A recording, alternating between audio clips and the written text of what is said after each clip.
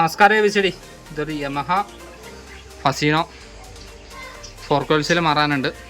പല ആശന്മാരും ഫോർക്കോൾസിൽ മാറുന്ന സമയത്ത് അതിൻ്റെ ടോപ്പ് നട്ടിൻ്റെ ഭാഗത്ത് വരുന്ന ആ ഒരു സർക്ലിപ്പ് ഊരിയെടുക്കുന്ന പല ടൂൾസും ഉണ്ടാക്കി പല രീതിയിലും ചെയ്യുന്ന വീഡിയോ ഇട്ടിട്ടുണ്ട്.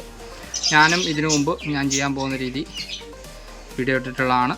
അപ്പോൾ ഒരിക്കൽ കൂടി ഞാൻ ചെയ്യുന്ന രീതി എങ്ങനെയാണെന്നുള്ളത് എല്ലാവരിലേക്കും ചെറിയൊരു എത്തിക്കുന്നൊരു വീഡിയോ ആണ്. അതിനൊരു കോൺക്രീറ്റിൻ്റെ ആണി എടുക്കുക. ഇതേപോലെ നമ്മളെവിടെയും ഭിത്തിയിലോ എവിടെയെങ്കിലും ഇതേപോലെ ചെരിച്ച് ഇങ്ങനെ അടിച്ചു കൊടുക്കുക. ഇതിങ്ങനെ വെച്ചുകൊണ്ടിട്ട് ഒരു നമ്മുടെ കത്തി എടുത്തിട്ട് വളരെ സിമ്പിളായിട്ട് ഇങ്ങനെ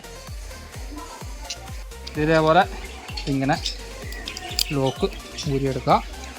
ഓക്കെ, ഇതിങ്ങനെ ചെരിച്ച് ആണി അടിക്കാൻ പറഞ്ഞതിൻ്റെ കാര്യം എന്ന് വെച്ചാൽ നമ്മളിങ്ങനെ പ്രസ് ചെയ്യുന്ന സമയത്ത് ചെരിഞ്ഞിരിക്കുമ്പോൾ നമുക്ക് ഇതിൻ്റെ ഇടയിൽ കൂടി ഇങ്ങനെ ഇട്ടിട്ട് ഇങ്ങനെ തിക്കാൻ വളരെ സൗകര്യമായിരിക്കും.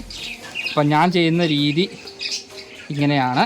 അപ്പം എല്ലാവരും ചെയ്യുന്ന ആയിരിക്കാം ഇങ്ങനെ. എന്നാലും ഞാൻ ചെയ്യുന്ന രീതി എല്ലാവരിലേക്കും ഒന്ന് പരിചയപ്പെടുത്തുന്നു മാത്രം. പിന്നെ വേറൊരു ഐഡിയയും കൂടി ഉണ്ട്, അത് ഞാൻ ഇതിൻ്റെ പുറകെ ഇടാം. Okay, thank you BCD. സാറിനാണ് എറണാകുളത്ത് നിന്ന്. അപ്പോൾ ഞാൻ ചെയ്യുന്ന വേറൊരു രീതി എന്ന് വെച്ച് കഴിഞ്ഞാൽ ഇതേപോലെ സാമ്പുള്ള എല്ലാവർക്കും പറ്റും. നമുക്ക് പല രീതിയിലും ചെയ്യാം. ടൂൾസ് ഉപയോഗിച്ചും ചെയ്യാം. ടൂൾസ് ഇല്ലാണ്ട്, സ്പെഷ്യൽ ടൂൾസ് ഇല്ലാണ്ട് ചെയ്യുന്ന ഒരു രീതി പറഞ്ഞ് നിന്ന് മാത്രമേ ഉള്ളൂ. മുമ്പേ കാണിച്ചതുപോലെ തന്നെ നമ്മുടെ കോൺക്രീറ്റ് ആണി ഉപയോഗിച്ചോണം. അതുപോലെ തന്നെ ഇതെന്ന് വെച്ച് കഴിഞ്ഞാൽ ഈ ബോൾട്ട് എന്ന് പറയുന്നത് നമ്മുടെ ഷോട്ടിൻ്റെ തന്നെ സൈഡിൽ വരുന്ന പിന്നെ ടൈറ്റ് ചെയ്യുന്ന ബോൾട്ടാണ്. ആ ബോൾട്ട് എടുത്ത് ഷോക്ക് ഇങ്ങനെ നമ്മുടെ റാമ്പിൻ്റെ അടിയിൽ ഇങ്ങനെ വെക്കുന്നു. ഈ ബോൾട്ട് എടുത്ത് ഇങ്ങനെ വെക്കുന്നു. അതൊക്കെ നമ്മുടെ റാമ്പ് ഞാൻ മെല്ലെ താത്തി കൊടുക്കുക. അടുത്ത് അതിപ്പോൾ ഇങ്ങനെ ലോഡാക്കി നിർത്തുക.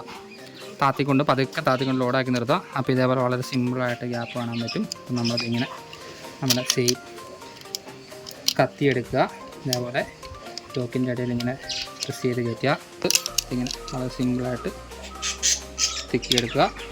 എന്നിട്ടിങ്ങനെ ഊരിയെടുക്കുക. ഇതും ഞാൻ ചെയ്യുന്ന ഒരു രീതിയാണ്.